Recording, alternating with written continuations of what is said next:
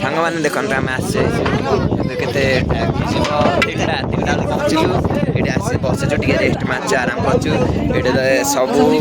भाई भौणी मैंने फोटो उठाऊे देखुचे भगवान को दर्शन करी सब जगह फेरी जाऊे कहीं तीनटा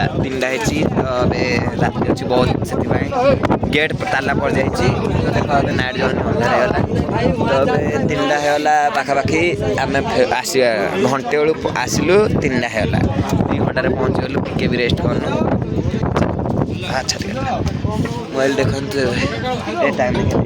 देखा टाइम देखा के आम बस किसी लोग आसी आम फास्ट घंटे 10 3टा 10 हाँ 3टा 10 देखते आम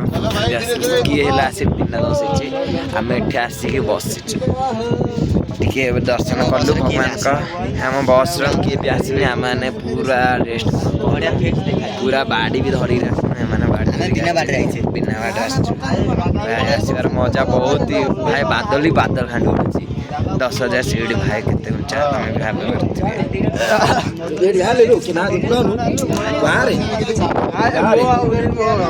भाव